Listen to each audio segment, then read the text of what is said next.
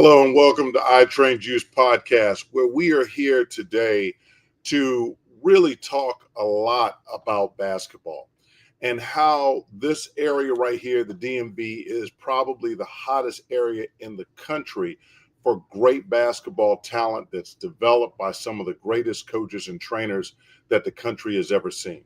I'm Coach Brandon, and I'm here to bring you another week of I Train Juice podcast. And with this week, we have a special guest on. He's one of the top basketball coaches in the country. Hands down, unequivocally, he is one of the best. He's actually become a fantastic friend of mine. And I can't say that about a lot of people because this gentleman here is not only a teacher, but he's an author of certain aspects of the game that you just want to sit back and listen to because he's such a subject matter expert. And going into that, we already know what our creed is. Our creed is three things: become a subject matter expert, be the best version of yourself, and surround yourself with people who inspire you.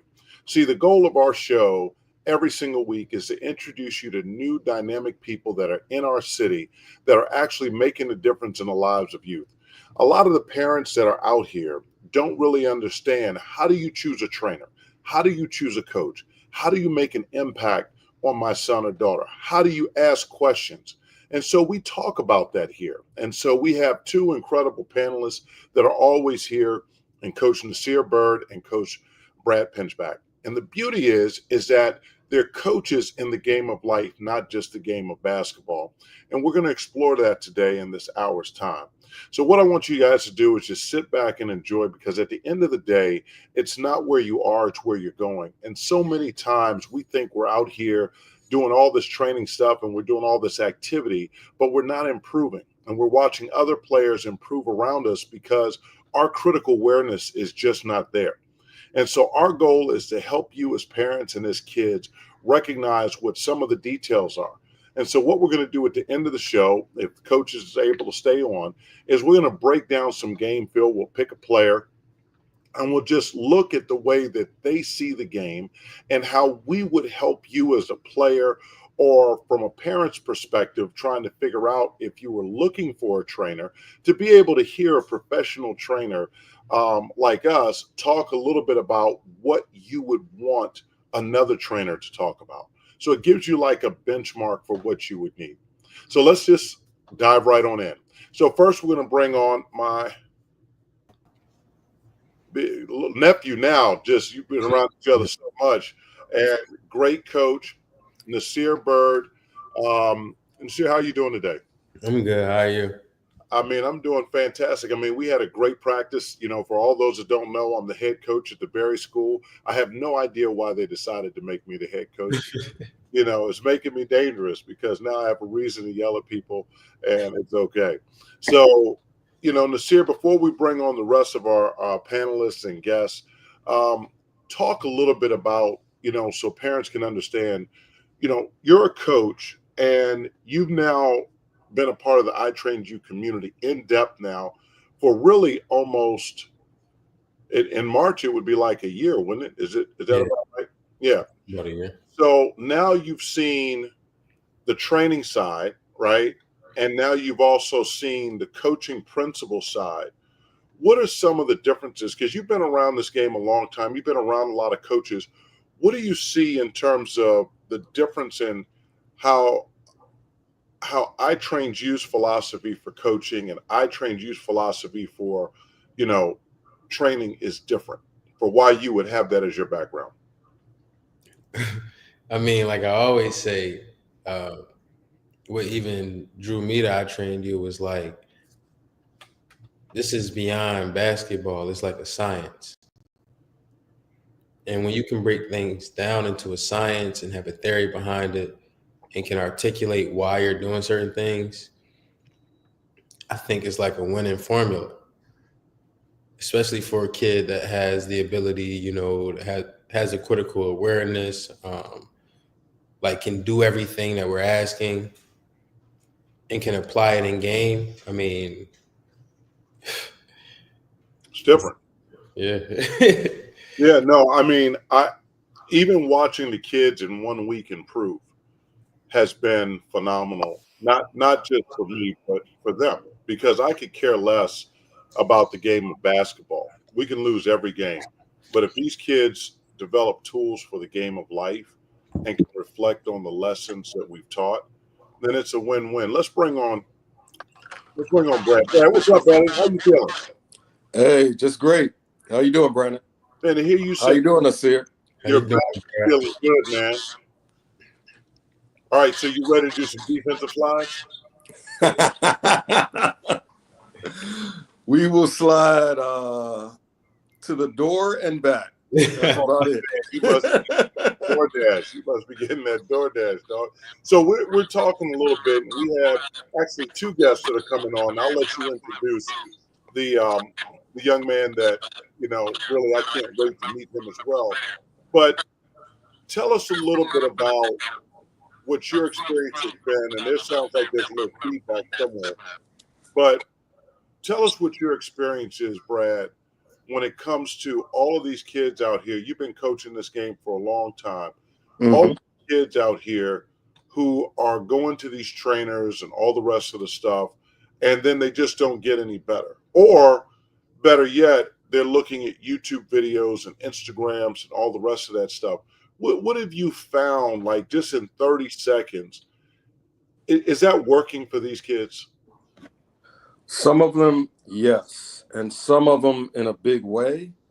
Some of them are having a real hard time basically translating what they do in drill work into the actual game. What we do is actually supposed to make the game easier, not harder. And I've always said, like, if you got a trainer that's teaching you something and he can't give you the why, I mean, it might be time to move on. Yeah, real talk. Real talk. He can't give you the why. So, and I agree with you. My pushback is that, you can't become a surgeon by looking at YouTube videos. No. You need somebody that's actually skillful to help you, that's been there before, that can really help you to define your experience. And if they don't recognize that you're hyper focused and hyper aware, you need that criticism so you can improve. And that's built on trust. And you've been in this game for a long time. I've been in this game for a long time. And so trust is everything with the parents and with the kids, because they carry that confidence into their games. So great stuff. So what we're going to do is we're going to jump on here, and I'm going to introduce one of my buddies.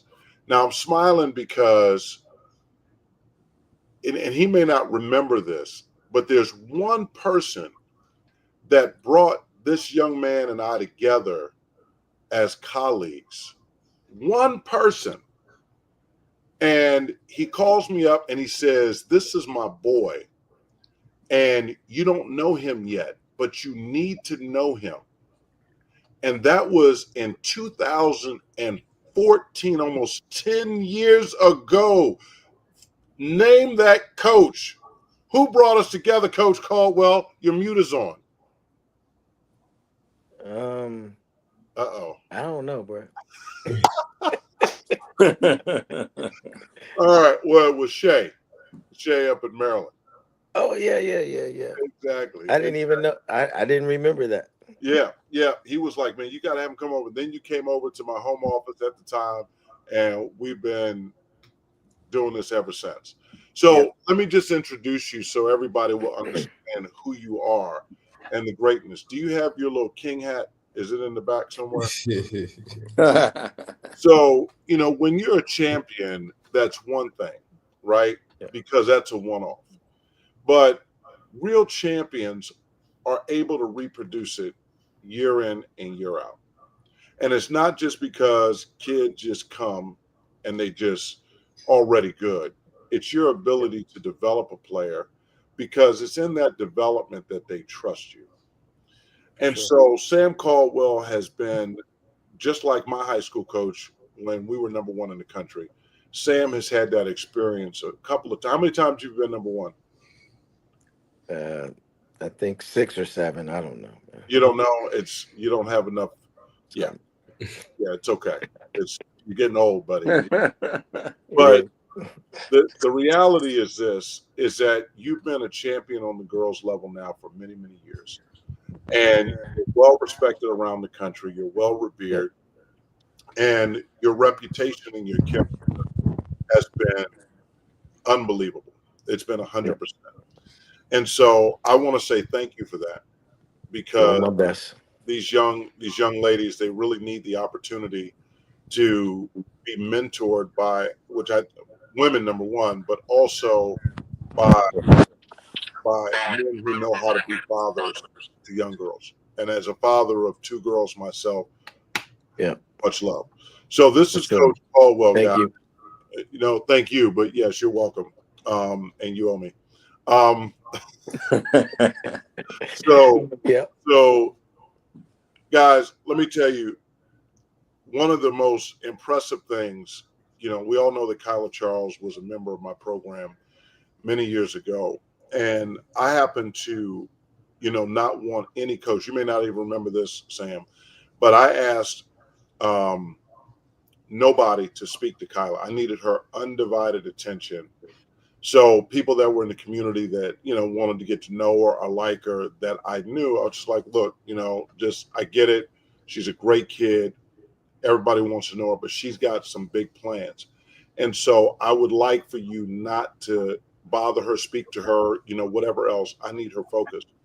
And so Sam heard that message, and I called him probably in January or late December, probably January, and said, I have a player that I'm interested in bringing to your school. And you said, great.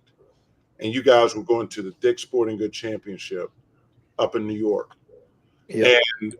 And so this is how crazy this was, because he had no idea.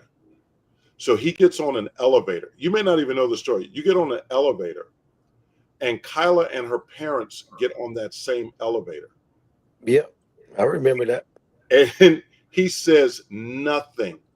He nods his head. He didn't even know that it was them that was coming, but he respected the fact that I did not want anybody bothering Kyla in any shape, form, or fashion, so she could focus on being the number 1 player in the city, top 20 in the country, and a 5-time All-American. When he gets off that elevator, they call me immediately and say, Coach Caldwell didn't even say hello past a nod. And I said, this is why you're going there. Because this is a team player, this is a team coach, and this is a team leader. And when you got back home and I called you on the phone, I said, I want you to talk to somebody. I put you on the phone with Walter, Kyla's father, and that began the relationship. You remember that? I remember that. And so building character in players comes from the leadership of the top down. And the impact that you made on Kyla made me feel like I wish we would have done it 2 years before. And no question. You know, thank you for that. I thought she did a fantastic job with you. And I mean, the results are she was ESPN ranked number 4 in the country. Did you know that she got all the way up to that high in college? Yeah, I did. For sure. I coached her. Oh, yeah. Anyway. My bad. Now, let me tell you something else that was interesting. When Kyla, after we won the national championship, she was doing an interview, and I think this is when she was at the McDonald's All-American games. And she was doing the interview, and one of the folks asked her if she could go back and change anything with respect to her high school career. She said, I wish I would have played for Coach Sam 2 years ago. Wow. Yep. So, I didn't know that. And listen, you know, for all those listening, that has no knock on whoever her coach was. I mean, we know it was. But what happens is you have kids that are on frequencies. And when you get the right coach to be on the same frequency with the child, like great things can happen. And, it doesn't always happen when you transfer, but it Yeah. happened in this situation. And I think also it made it great because the quality of my relationship with you also helped her transition Yeah. tremendously. So, Well, one of the things that we should really talk about sometime, man, is like I didn't have an appreciation for this until I started coaching. And that is, I was thanking my coach for allowing me to be me. yeah, And that it's levels to this thing, right? So Kyla was on a different level. yeah, And but you don't have an appreciation for finding that right situation for your kid or a kid until you find that right coach that will, one, challenge you to do things, encourage you to do things, and then sometimes let you be you. yeah. And so I actually called my coach to tell him a few years back, like, man, thank you for just letting me be me sometime. Because we would come out of a timeout and I would be like, hey man, just give me the ball. Y'all watch out, Right, man. This ain't that hard. right, right. I'm a drive it. If they help, just be ready to catch the ball. That's it. So and I know I used to drive him crazy sometimes. And but at the same time, again, he let me be me. And I wanted Kyla to be Kyla for And sure. I'm sure that we'll talk a lot about Kyla tonight. And we have, Brad, we have a young man that we want to bring on and get to know him as well. Sure. But, Sam, what do you say to parents when we talk about these frequencies? And this is for everybody to chime in because you guys are all coaches.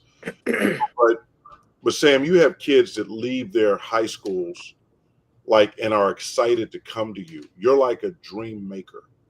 And a kid gets to be good, but they know they get to be great when they come to you. How do you prepare the kids that are on the team who think they're going to be like when, no names, but when I went to Flint Hill, there was already a guy that was in my position. And so I came there, I took his position. And so how do you prepare your team so that there's no animosity? I mean, you talk about it a little bit, Nysear, today. We were chatting about it when kids improve and they get better.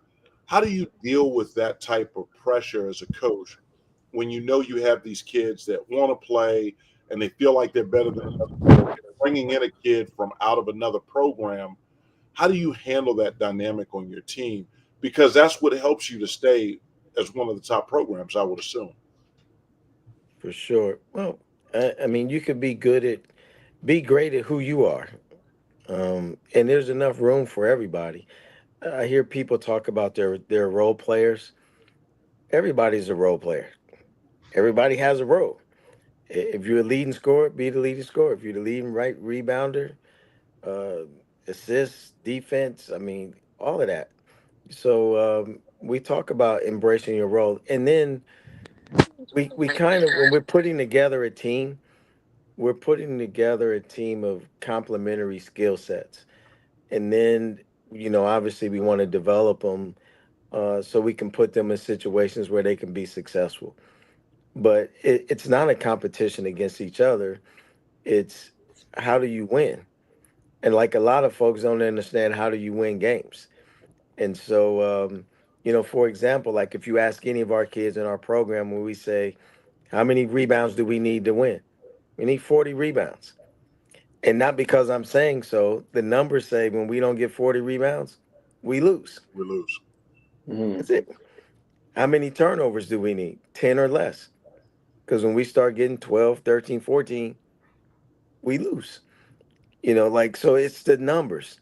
And how are you going to contribute, or how can you contribute to help the team win? We need 15 assists, we need 40 rebounds, 10 turnovers or less, 80% from the free throw line.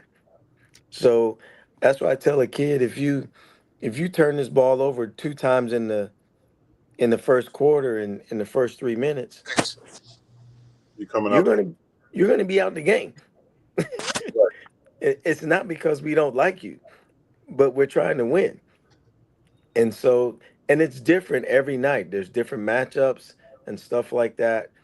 And sometimes you have to teach your kids and your how to play different ways. Um, and then obviously we encourage our parents to. I mean, we don't like we have open practice. We want to talk to our parents. Like I love our parents. I know some coaches that don't talk to their parents. Yeah. I want to talk to my parents, and I want them to know me, and I want them to know that we have the same interests, and that is for your kid to get better. I have three daughters also, so like I want to know the person that's going to be coaching my kid. And so we talk all the time and we have an open door policy because I want them to know, even sometimes when I have to make tough decisions, it may not be popular to them, but it's not in a malicious way towards your kid. I'm trying to coach a team. It's funny, and guys, I want you guys to also, one of the big things you're saying is you have a philosophy, and you have to have parents that buy into your philosophy and kids that buy into your philosophy and trust you. And when they trust you, even though they might not be getting the same amount of time, you're going to give them an opportunity, because if you do feel like those 2 turnovers happen in the first 3 minutes, you have a quota that you're trying to, in this case, not reach. It's 10 turnovers. So you see that somebody's not focused, other people get an opportunity to come in. And a lot of kids don't understand the importance of, if your role is to be dynamic, you may have 1 or 2 more turnovers than the kid that's a role player. And they're saying, oh, I'm better than Sam. I don't turn the ball over like Sam does. Yeah, but Sam is the only person that can get a paint touch or get a bucket or whatever else. So he's going to have to get a little bit more leeway. Would you agree with that? Absolutely. You know, Absolutely. Brad, what are your thoughts on players when you're transferring them to one school to the next? How do you facilitate that relationship for them? How do you help them through that transition if they're going to a new school, new program, new coach, new environment, new kids, because they're going to be leaning on you? I mean, and Sam, you know that in our situation, I had to bring Kyla over, and I also brought over Morgan. I brought over Nia Washington. I think that was it that year, right? Those were all the kids that came. Yes. Yeah. So I'm the bad guy, to some of those kids that are coming in, but at the same time, we want everybody to win. And that's not winning for Sam, just the W that he's going to get, but that's winning because you know that you're going to play this game for a long period of time and you're going to play it right. So, Brad, what do you do to help a player? Usually I stay away from that. Okay. I don't get me wrong. If I'm asked to, like, I feel like that's a family decision. That's a player decision. That's a family decision. And I realize we've got a lot of different people in these players' ears, especially the better players. You need to do this. You need to do that. But I mean, for me, I kind of stay in my lane. Hey, I'm here to help you get better.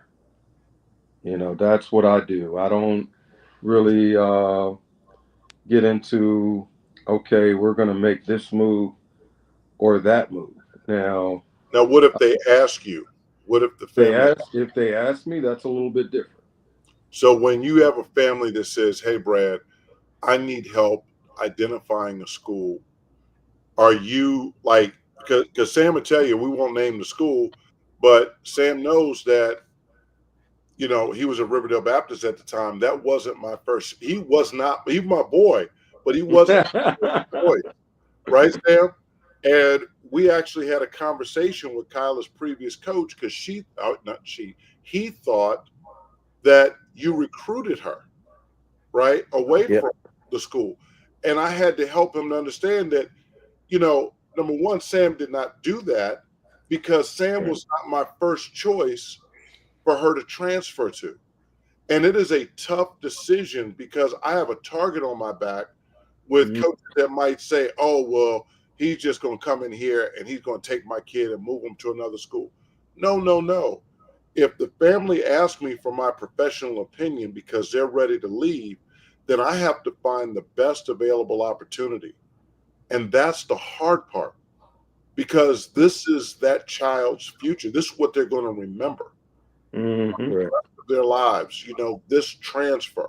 I lose my friends. I lose my teammates. I lose my old coach is going to hate on me. You know, what are they going to say to college coaches about me that I left and there's so much there. And sometimes we have to be like a social worker. Nysear, what are your thoughts on that? I'm sorry, I don't mean to interrupt, but we're gonna take this offline. But I want to know who the hell else was you thinking about? Go ahead, Nasir. I'm sorry. Man, you know, we're going to actually settle this on the court, okay? Because it's broken, and if you can't outshoot me, I'm not telling you who we was going to. This is gonna be easy because ain't no post player guarding me in space. I done told you that already. Nasir, he doesn't know. Nasir, he doesn't know, I done told you that already. and he's too small. He's too Correct. Oh my God. dude. You can't take the ball from me. No, you're too big. I don't need to take the ball from you. You're gonna brick. I'm gonna get the rebound. Rick. And yeah, first of all, I'm listening. if you come anywhere near the 3-point line, I'm listening. what are you gonna do?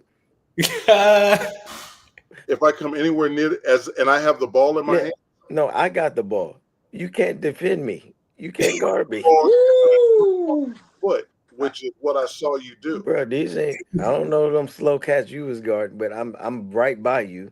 And You're then right after I do, listen what I'm saying. And then after I do that once or twice, I'm gonna be so afraid I'm gonna go by you again. And I'm gonna shoot it in your face. It's gonna happen. Wow. This that's it. Wow. We're definitely going to have to take this offline because I'm not sure that you have the range. I have a broken wrist. Oh my Lord. I'll shoot you right now. Right now. Okay. Oh wow.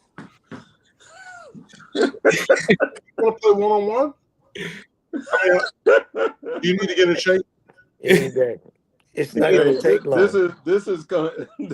But go ahead. Let's talk This about whole the kids. subject matter is Me changed. beating you in 5 minutes is not good. This guy is challenging, and I feel because I'm his friend, I don't want him to hurt his feelings. Come on, man. He's gonna hurt his own feelings. Oh, yeah. Anyway. Yes, anyway. Please go back, Nasir. Yeah, you gotta take your medication, Sam, before you get on the air with stuff. Jesus. All right. Anyway, thank you for that. You would see a lot of the rep. They would be doing like this. I understand. Oh man. I understand. Put your hand. I understand. I think what you're really saying is that 3. You would be the 3 turnovers. You'd be the player that the first 3 minutes to not hit that quota. You'd be like, Coach, come on, give me another chance. Give me another chance. Right. I know he's big. I know he's hungry. Nasir. Please help him. Don't derail this any longer. Yeah. Well, please hit the like and subscribe button, please. Well, I'm still waiting for my first, trainee or student player to really come up under me and help them really get to the next level. Mm-hmm. But if I was in that position, I think that I would do, if they asked me, I would do like whatever they really ask for to make sure they get to where they want to be. It's hard because you're going to have to, since you said that, you're going to have some principles and understanding that as a young trainer in this industry, there's going to be a lot of people that throw shade and act like you don't know. I mean, you have my backing, which is a little bit of an advantage for you, right? But at the end of the day, a lot of times these parents don't know and they hear from other people, oh, you're doing the wrong thing. Don't do that. You're going to mess up her legacy or his legacy and all the rest of the stuff. So you have to have some principles that you operate from, because at the end of the day, the best thing that you can offer a child is confidence when they're making a change, because you're not paying the tuition for wherever that kid is going, or however they're transported there, any of that other stuff. So you got to help that child with their confidence. And so you having a philosophy and principles is paramount, because that's what the parents are going to lean on when they follow your lead. Anyway, all right. So before further ado, can you see, because I want you to introduce Brad, this young man, and tell us a little bit about him so we can bring him on the show. Will do. I linked up with Abdullah through Byron Mouton. Yeah. I saw him play when he was 14 years old. He hadn't been in America that long. He's from Sierra Leone. And I just saw something in him. And I went to Byron and I was like, Byron, link me up with that kid. You know, I think he can go a long way. And eventually Byron did. He said, hey, you gotta work out. Abdullah's good friend is a guy named Jordan Bartlett. And Jordan came to those workouts, those initial workouts too. Jordan was a year younger than Abdullah. I believe Jordan was only like 13. So we got them together. We got them going. And I mean, I'm sure, you know, most of y'all are, familiar what Abdullah did at Largo. You know, he was All-Met Player of the Year. What year is this?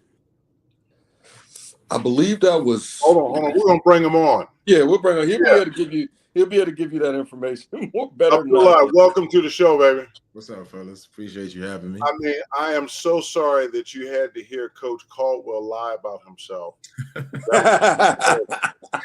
Nice. You know, when you play PlayStation, PS, whatever he's playing. Good guy. I'm just saying. I didn't even play any of them games. Or is it PlayStation? I grew up with Atari. I don't even play them games. You said with the Atari, that's crazy. He said Atari. Yeah. 64? All right. Well, that's cool. I didn't play them games. I was busy shooting, bro.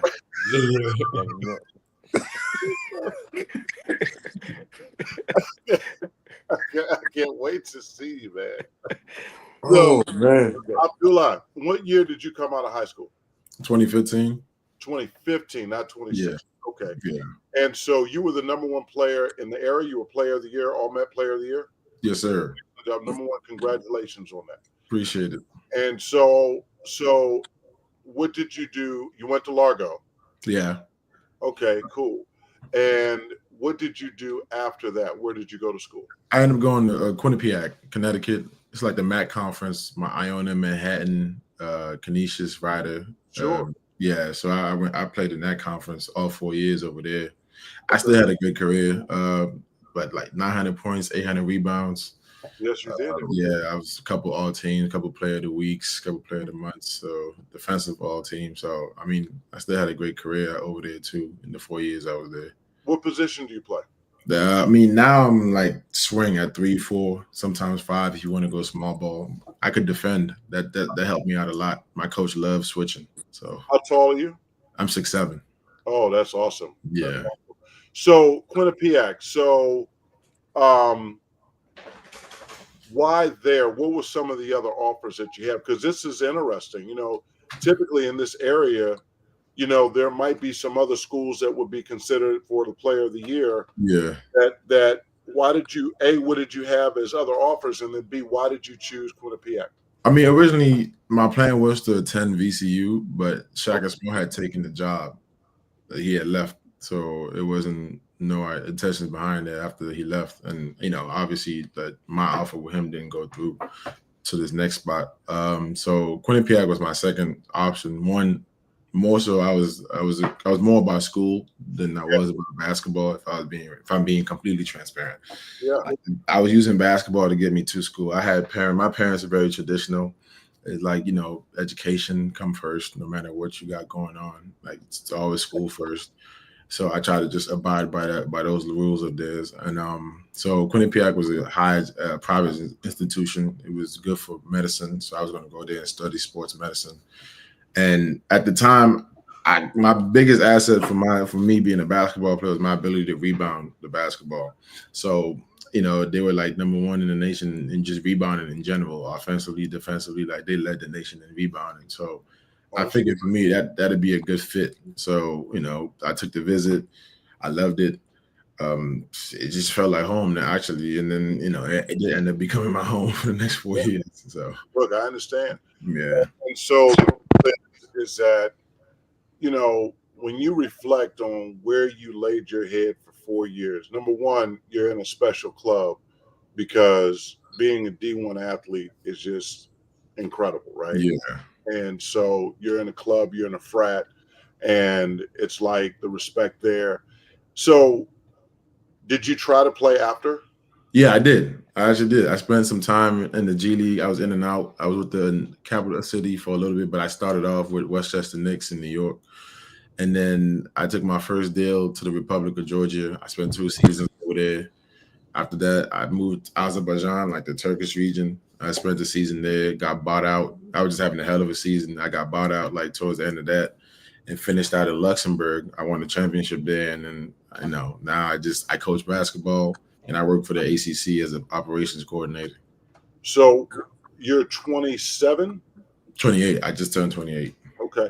So why did you, at 28, why did you decide to go ahead and put the ball down when you still have so much energy left? Again, being transparent, I spoke to Coach Brad about this. I was just using basketball to jumpstart my life. Like, I love it. Don't get me wrong. But the aspect of, like, one, I was gone for so long out the year, like 8-9 months out the year, that took a toll on me too, especially like my family itself too. I'm a family-oriented kid. I'm going like long periods of time without talking, seeing my family. That took a toll on me. Two, like the team, everywhere I played, it was a great feeling, but my body was telling me otherwise. Like I had to listen to my body at some point. Mm-hmm. That's what I try to preach to my kids now at the high school level. Like, take care of your body, like stretch, do the strength work you need to do the small stuff, man, because it does catch up to you after a while. Like I was dealing with like back pain, knee pain, and I was a durable athlete. College, I played 124 out of 125 games, and I only missed that last game because I chose to sit out that game. And overseas, I count the handful in my 4 or 5 seasons. I count the handful of times that I actually sat out a game. So wow. I was a high minute player. Like I was playing from start to finish most of the time, and those minutes add up. Like and over there, it's like depending on where you're at, especially like as a rookie, you're forced to be in areas that are not really able to provide like the level of like therapy, recovery that you're used to from coming from a Division I. So it's like starting from scratch all over again, and I didn't really get that type of like access until I got to like my 3rd season being overseas. But I was just honestly just trying to listen to my body, and I was just trying to think ahead long term. I build a family. I won't be able to dunk on my kids, so I save my life. Nice. So the reason why I'm setting all this up, because a lot of people don't really understand, and you've done a great job of this, Abdullah, and that is to utilize basketball. Because basketball was using you. So you utilized it to not only have a great career as a player and to really enjoy something that you love, but to recognize that that's a springboard for your success to other things. Yeah. We have Nysear and I have a young man that's a young boy. He actually is our manager, our team manager, right there. And he's doing a great job. Would you agree with that? Yeah. And so understanding that there's different aspects and different ways to contribute to this game and still get value and feel like you're a part of something special is incredible. I don't know if you guys heard the story years ago of, I can't think of his name now, but he was at Georgetown University, and there was, they had the ice machines. And so Big John Thompson was walking by, and this kid had tried to take some ice out of the ice machine, and the ice cube went behind the machine. and the kid goes behind the machine and gets the ice cube. And he immediately sees Big John, and Big John is impressed and says, "You're the type of kid that I want to have as the manager for my team." And this young man ended up getting not only a scholarship, but he also ended up getting a job at Pepsi and becoming the manager at Pepsi. Like, his whole career changed because of the way that he, in terms of his character and in terms of just everything about him. So you never know how you can utilize basketball. And so you've done that in fine fashion. I hope all the young people, I hope all the parents understand how important that is. Look at Coach Sam. Coach Sam was a great elementary school player. And No, Wow. wow. I mean, Wow. it was all ABC, okay? Oh, ABC. I'm sorry, man. I couldn't help it. I couldn't help it. I couldn't help it. So, but you've utilized it and become one of the top coaches in the country perennially. I mean, it's just hands down. And right now, you're ranked higher than every other of the great teams in this city. You're ranked higher than every other team in the city, if I'm not mistaken. Is that correct? Right now, yes. Yeah. Yeah. And that's a testament to your preparation, and no knock against any other team. But what it also says is that the country has an expectation of what you're going to produce. And so they predicted that in the preseason based on historical results. Does that make sense? So my hat goes off to you. That excellent job. Brad, This is a family show. I'm not going to use profanity. please don't. Wow. ABC. Don't make it worse than it can be, bro. Oh, man. Brad, help me, please. This elementary school jumper is going Hey, Coach in. Brandon, I've never seen anybody go at you this hard. Oh, my God. I mean, he had the double rims. He was shooting on the double rims, 8-foot dunking. That's right. On you. Oh, man.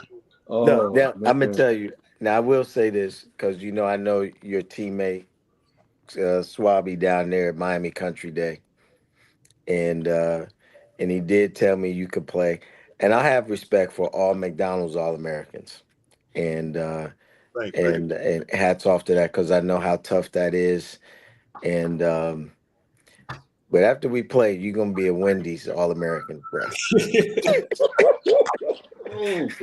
Wendy's has Whoa. Wendy's. I mean, like Wendy's. I will say, Man, he's doubling down on this, Coach. Man, I haven't talked to Akil in too long. We got to have him. knows. Are you guys friends? Do you guys talk? We do talk every now and then. He's doing good. And he's in the same event we're playing in Jacksonville, Florida. Mm-hmm. And man, his kids are always prepared, ready to play. And whether if he's young or whether he has experienced players, they're gonna play hard. And your kids are gonna have to tie their shoes up tight, man. You're gonna have them ready to play. Let me tell you something. And Akil could play. So not only he was a great mid-range shooter, but this joker could jump out the gym back in the day. So we're talking, if he took off right inside the free throw line, like you might just get dunked. Oh, you heard about that? Yeah, he was. Yeah, I know he was a high flyer. Yeah, he was different. He was different, and a great guy. And he went to he lived. I mean, he's from Miami. Like, just to see that he's doing so well down there, I'm super proud of him. So Brad, you and Abdullah, have a relationship, and you've been a part of his life and his development. And what I love is the fact that you're still a part of his life and his development. And to me, this is what we're in this for, right? We're not absolutely for, all right, I'm just getting my check and that's it. We're in this because the impact that you can make on somebody's life. I still talk to Coach Vetter. If he tells me right now, hey, I need you to go and run some laps, it's in heavy consideration that that's what I need to do. That's the relationship that we have. And so I appreciate you for that. And Abdullah, I appreciate you for being on the show No and problem. showing that deference, because kids need to hear that. When you have somebody that's willing to make an impact, that's willing to offer an opinion, and actually willing to stand by it, then you have relationships like you have with him. That goes. It's a testament to you, Brad. And so, Sam, and what I want to say is that for all the parents that are out here, I hope you use this show, because parents who don't know you, I mean, you have kids that come from all over the country, I'm sure, to come to your program, The world. the world. And so they need to know who you are. They need to know your personality. They need to know your competitive spirit. I mean, all of that has come out here today. And the love that you have for the game, the love that you have for the kids. I know the kids, they still respect you just like they were out on the floor the way I respect Coach Vetter. So Yep. what is it like, Sam, to like have this target? Like everybody wants to beat Sam Caldwell. Like, how do you handle that yourself? Because I've watched you win and I've watched you lose. And I've watched you win more than I've watched you lose. But it's the way you carry yourself when you lose that's more impressive than any of your wins. So how do you prepare yourself for that? Because I know you hate losing. That's why I don't do it very often. Yeah. Well, it's in preparation, man. And I always say, don't get too high and don't get too low. It's the same. And I think that most people will see whether we win the game or we lose the game. I'm going to get in the handshaking line. I'm going to go shake hands and, have a nice day. And I think that's what's important. But you just said it though. There's an expectation, like I do expect to win. Right. So it's not a surprise that we're going to win. Um, and it's funny, even the games that we have lost, I never thought we were going to lose. And so, um, but it's the preparation, man. It's the work. When you put the work in and you put that time in, you certainly feel like our job as coaches is to make sure that your team's prepared to play. And so, from the practice, from watching film to everything that we do in the gym, yeah, we're preparing to win. And I think you have to teach your kids that too. Um, to be gracious, winning or losing. And I don't take it for granted that we win. I mean, God has, I think, blessed our program for a long time, and I make it it's not a secret that folks know where my faith is, even though I could still cuss you out, but that's between me and God. But I absolutely, believe God put us here for a purpose to help these young people, and that's my ministry. So when you talk to families about improving, you don't make any guarantees for their success. What are some of the key things that you do say to these parents? Like what do they Yeah. need to know about you right off the bat? And then Abdullah, I want to talk about what you're doing, and then I want to jump in just a few minutes of film session. So what, like, how do you prepare a parent or let them know a little bit so they could hear it now? Well, first and foremost, don't compare your child to any other players. Everybody has their own process, their own time for development.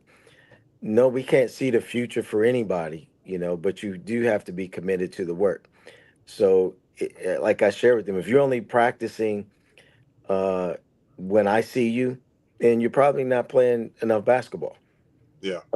If you don't come to the breakfast club, which we have in the mornings a couple days a week, if you don't stay 15, 20 minutes after practice, then it's going to be very difficult for you to play at an elite level. But in our program, that's an expectation for them.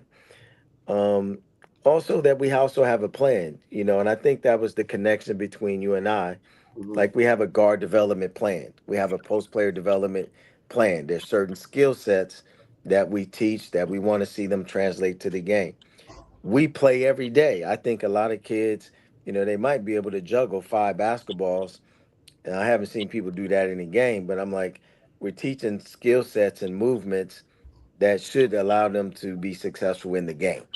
And then we challenge them to do it in the game, and so and that's a process. And so when we're talking about are the kids getting better, then we look at film and we say, hey, I haven't seen your kid do a drop step yet. Yeah. So that means no, they can do it in practice, but it hasn't transferred to the game. So there's quantifiable things that we can measure on whether or not if a kid is actually getting better, and then we hold them accountable to that. But one thing I want to say, as I share with my parents all the time and our coaches, coaching before COVID and coaching after COVID, man, it's been two different things. Okay. It's been two different things. We haven't seen, like, we have to, we coach differently as a result. The confidence levels in a lot of kids today is just low. Yeah. The one thing I wish I could give our kids is my confidence, but there's low confidence, and we're talking about kids from that are hard workers. Typically, your confidence comes from that hard work, but we're talking about kids that work like dogs and still don't have confidence in their own skills or ability. Hmm. So things like that. And then as coaches, we can't be afraid to hold kids accountable. And one thing that we don't do is, I love you, but baby, if you throw the ball in the bleachers, yeah, you're probably gonna come out. Yeah. You are coming out, you know. But and the last thing is just basketball IQ. Like, man, we hear kids say, man, at my other school, my kid played a whole lot, stuff like that, and here they're struggling to get on the floor. And I was like, yeah, because we can't run a play with your baby. Yeah. You don't know where to go. So in training and in skill, we have to apply the basketball IQ stuff. And you and I know, you coaches here, you can't just, it's not just running around on the floor. And we grew up, I think a lot of these kids today, like we grew up playing in the park with them old heads teaching us how to play, Yeah. right? Facts. Pass, cut it, like Yeah. young blood, he just hit two, give it back to him, And you know, you're trying to stay on the yeah, court. because you know what happens if you lose, man, you're going to Oh, have the 15th winner, you yeah. know. Yeah. You can go home and have lunch and come back and you still two games down. So, but learning how to win at a young age like that and having an opportunity to play, that's why intentionally, no matter what, at practice every day, we play.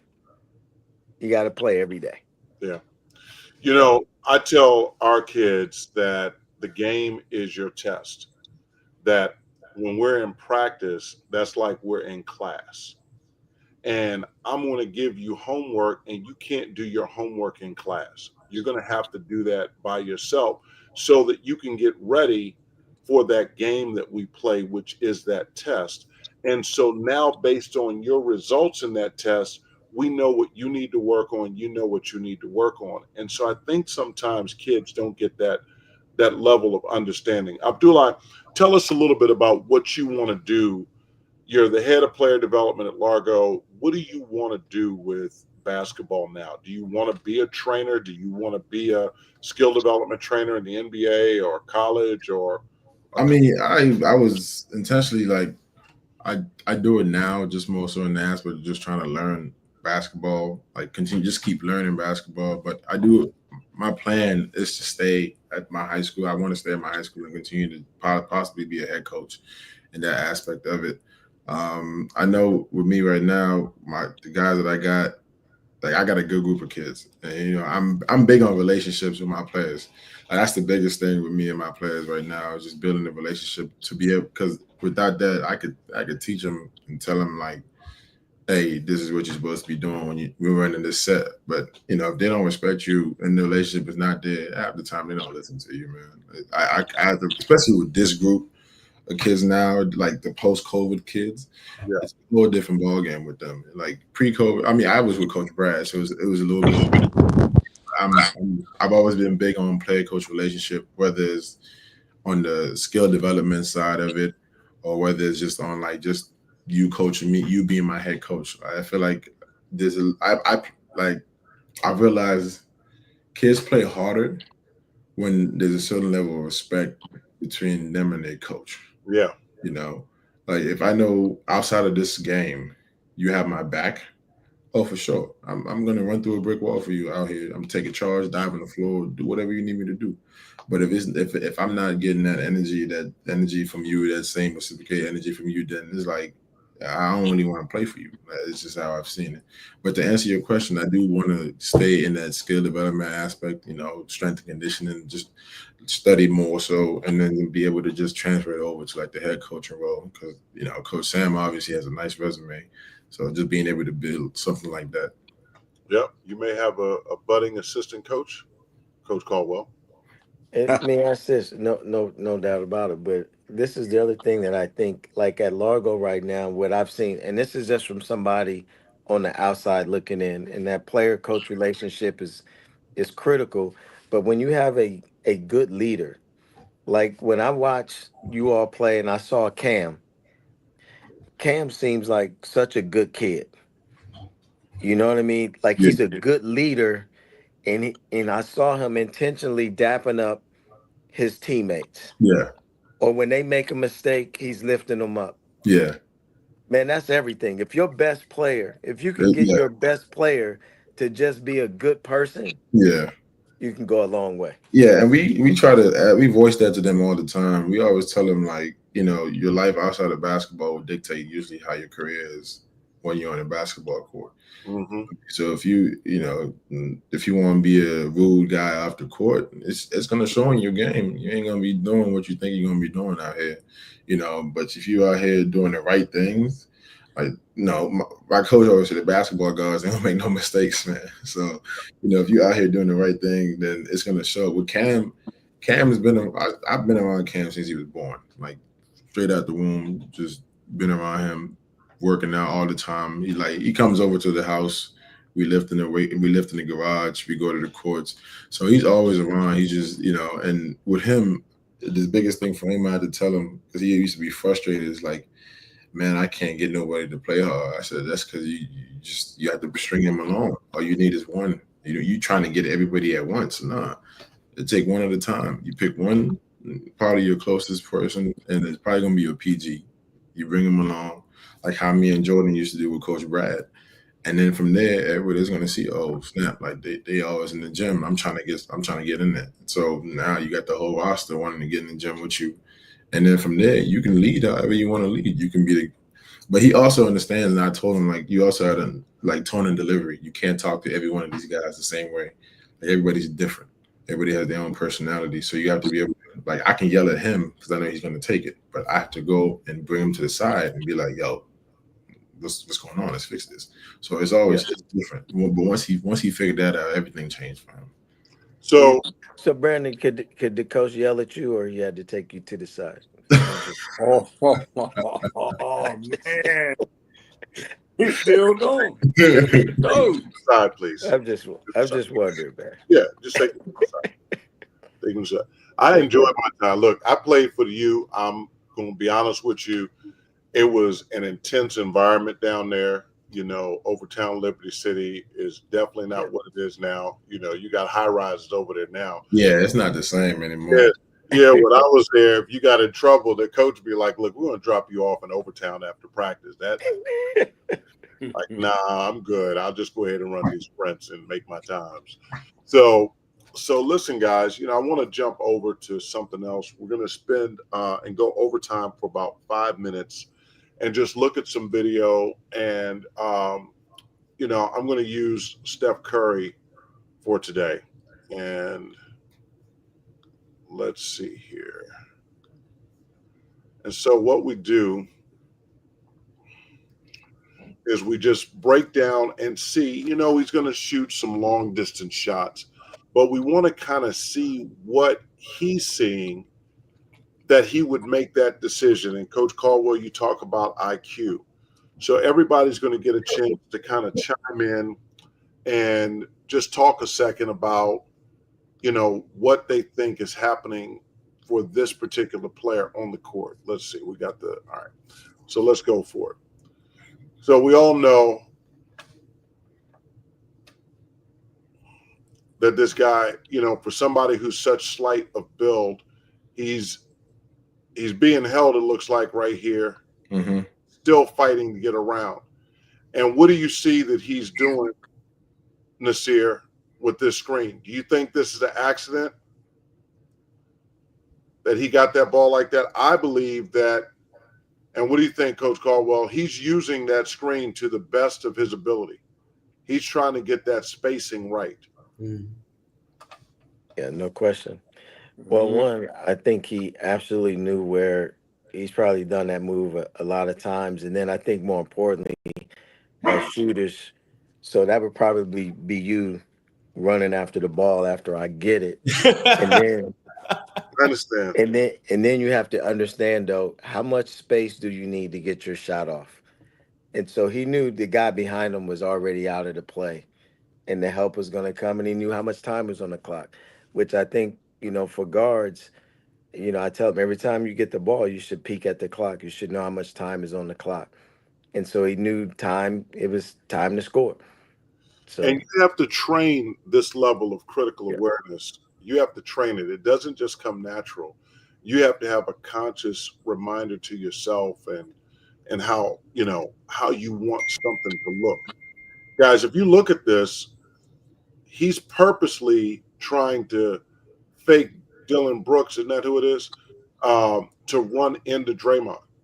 So we teach confirmation. So he gave a confirmation just so he would absorb that hit, and that would free him a little bit.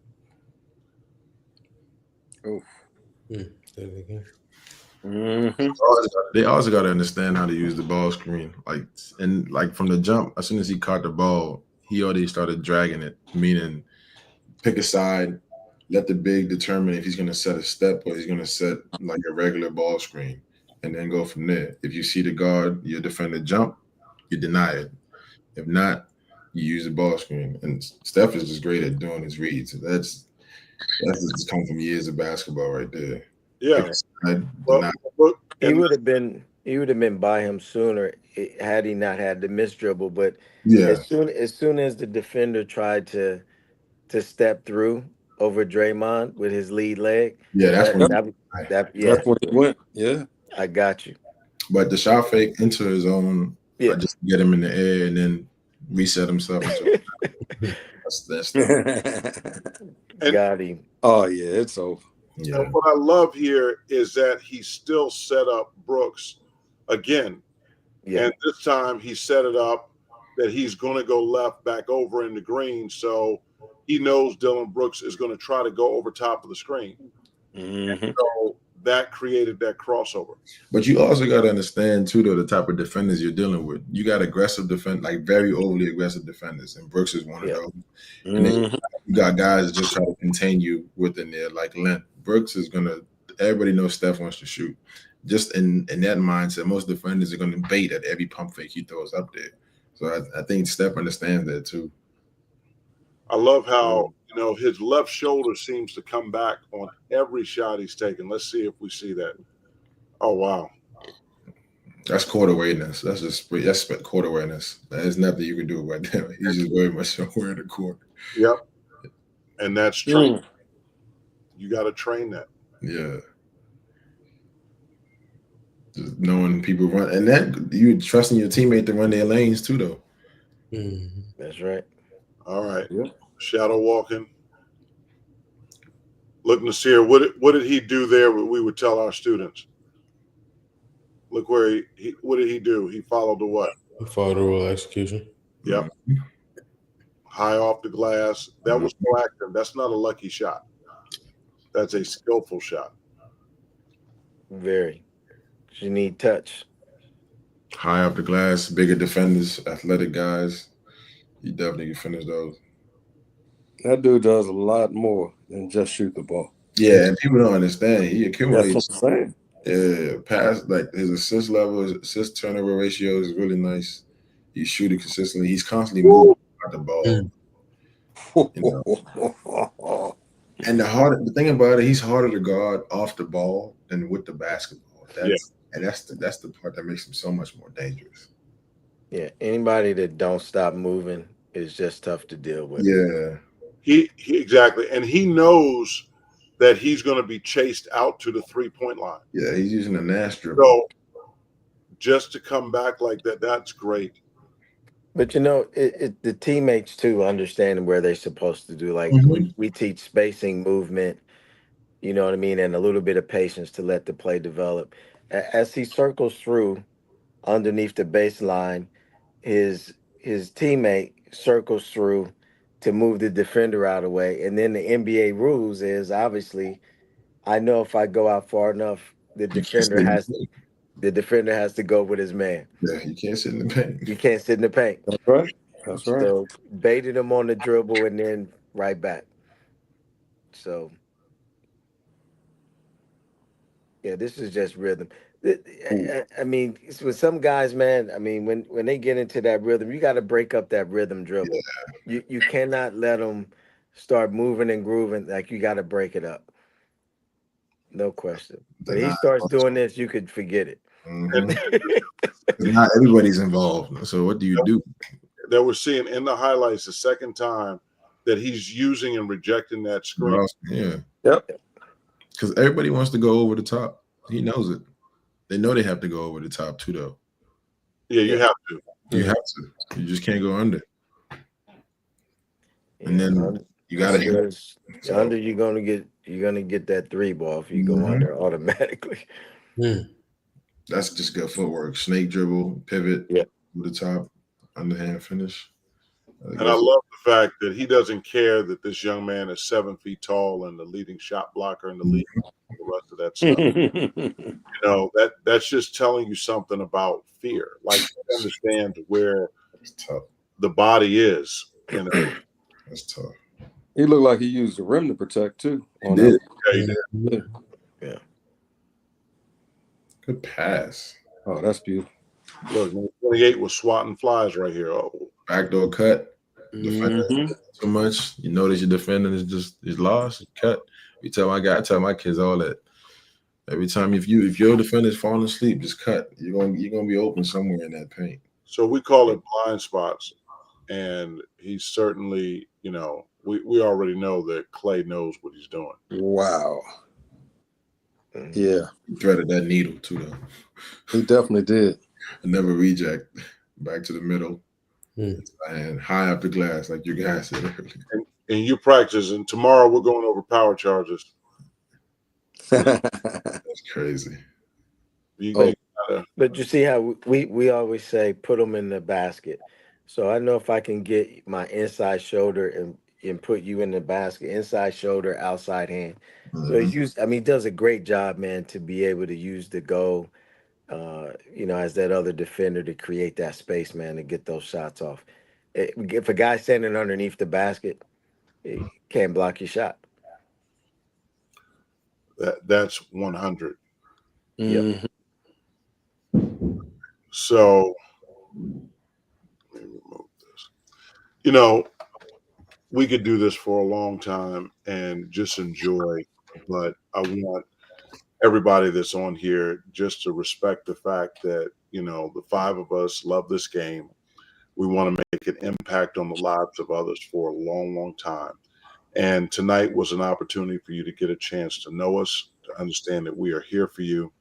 And if anybody does contact me, I can get you in touch with Coach Caldwell. He's one of the greatest women's young girls basketball coaches in the country. And it's a pleasure to have him be committed to the high school game, because he could have gone many, many times to the college game, and he hasn't. I've watched him make sacrifices driving up and down the East Coast when he has a family. And so he's creating an extended family. And so for all the parents and the players out here, if you do have the pleasure of being in this man's company and learning from him, he treats it as a science. And so he's going to deliver a message to you that you will be able to utilize for the rest of your lives, your career, and anything else that you do outside of basketball. So, Sam, I thank you for coming on this show. And I have a little trophy for you. It's a little trophy. It's about this big, okay? It's just a little trophy because you're a little hero on the court. Okay? You're a little hero. And so it's just a little trophy, buddy. But it's something you will treasure. Okay? That's right. I'll put it next to all the others. Trophies I have too. Put the other trophy, absolutely. Absolutely. I don't know if there's any more room, but I'll see what I can do, man. Thank you. Thank you. Thank you. All ABC right there, Sam. Coach Call. Hey, All right. Pleasure meeting you all, you other brothers too, man. And best of luck to you. We'd love to have you on the show. Godspeed. We'd love to have you on the show. What you're doing is great. Thank you for giving back to the community. Thank you for being an example to young kids. That's very, very important. And I'm proud of you, even though we haven't had a chance to shake hands yet. Thank you, all man. Right. Coach Brad, close us out. And Yes. Coach Nysear, close us out. Final thoughts, Coach Brad? I thought we had another good show. Great meeting you, Coach Sam. Obviously, Abdullah, what can you say? I've known you since you was 14 years old, man. I know, man. I appreciate it. I mean, flowing, definitely. Yeah, I wouldn't be here without you. Nysear, Brandon, always a great job, man. Always a great job. Nysear, appreciate all of y'all. We stayed over longer. I just appreciate y'all in the game. I'm getting it soaked in, man. And I'm interested in this one-on-one, so we're going to see what's up. Yeah, I'm interested too, okay? Because, are you okay over there? Yeah. I mean, I know you're trying to say 3, but are you really trying to reach up? Do you want me to pick you up? Oh, wow. Huh?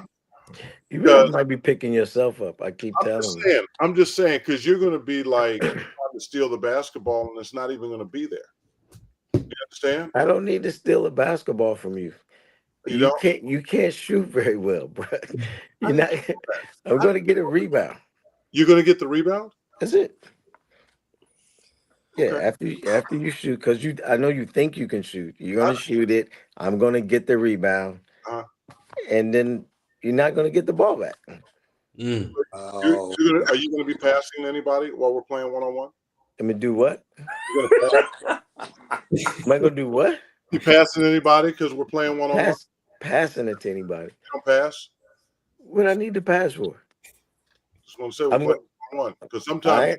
I am going to be passing somebody. I'm going to be passing right by your ass. That's what I'm going to do. Every jab fake, pump fake. Is he going to go by me again? Oh, no. Is he going to go me again? No. Where did Mr. Slow Man go? Come on, man. Brandon, don't forget. You know, I was a track man also. I know. So you talking track speed on the court. That's what I'm saying.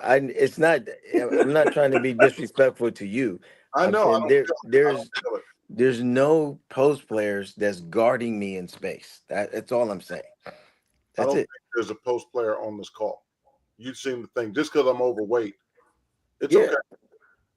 You can't guard me in space. You're not fast enough to guard me. That's all I'm saying. I know it's a hereditary type thing. You know, it's a lot of slow people in your family. All right. Thank you. It's a lot of fast people in my family. And I know. And that's why they call you Turnover Caldwell. Turnover Caldwell. I understand. TC, are you with me? This guy here. Yeah, this is great. Anyway. I love all y'all. We will talk later. Can I say one more thing too, just for the parents out there? Yeah. Parents, I mean, I do recommend you ask your child, do you like basketball or do you love it? Because at the end of the day, the last jump is on the player. And my coach used to tell me this all the time. These coaches right here, they can teach you the game, show you what to do. But if you're not out there doing it, if you don't want to do it, then it's really no point. So I like to tell my kids that all the time. The last jump is always on the player. Well said. Absolutely. All right, we'll see y'all next week. Well all right, everybody. Peace to you, brothers. God bless. All right. All right. Peace. Mm-hmm.